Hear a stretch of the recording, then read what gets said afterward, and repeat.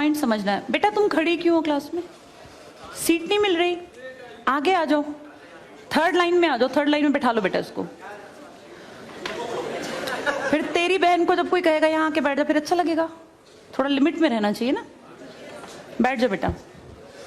चलो अपने देखो, अपने व्यवहार को ऐसा रखो जैसा तुम दूसरे के साथ करो, तुम्हारी बहन के साथ वही होगा।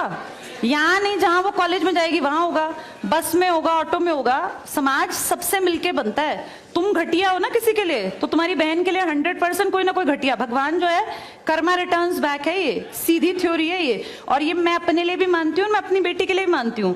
मैं जैसा कर रही हूँ ऐसा ही मेरे साथ होगा, या मेरे घर वालों के साथ। तुम जैसा कर रहे हो ऐसा तुम्हारे भाई बहनों के साथ होगा ही होगा।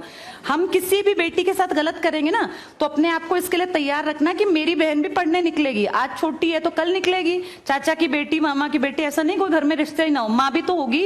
जैसा तुम कर रहे हो ऐसा तुम्हारी माँ के साथ जरूर घटित हुआ होगा। अब तुम कर रहे हो। बड़े अच्छे कई एड्स हैं, उसमें एक जवान लड़का ना सीटी बजा रहा होता है, तो उसकी माँ, देखा तुम लोगों ने वो, उसकी माँ कहती है बेटा मत कर। तुम्हारी उम्र का था वो लड़का, उसकी माँ लगा लो मेरी एज की, मुझसे 2-4 साल बड़ी होगी, क्योंकि जो बच्चे 20 के हैं उनके माँ 40-45, उनकी माँ 45 साल तक की होती हैं।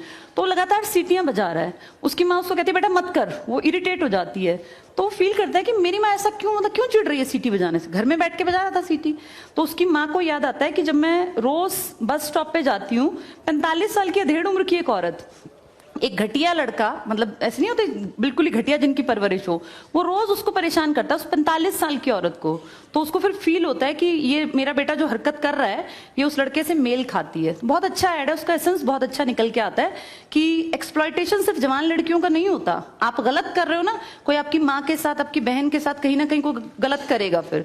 इसलिए समाज को अच्छा बनाओ, क्लास को ऐसा बनाओ, कोई लड़की वहां से अगर आ रही है और तुम कह रहे हो यहाँ आ जा, तो ये ठीक है। ये अपने आप सोच के देखो, ये हमारी परवरिश को भी दिखाता है कि हमारी परवरिश कैसी माँ ने की है। अपनी बेटियों को जितने हम संस्कार देते हैं ना, उससे ज्यादा बेटों को देने चाहिए, क्योंकि गलत करने वाले लड़के ही तो है ना, किसी के प्रति गलत कमेंट करने वाले। ये ठीक नहीं होता।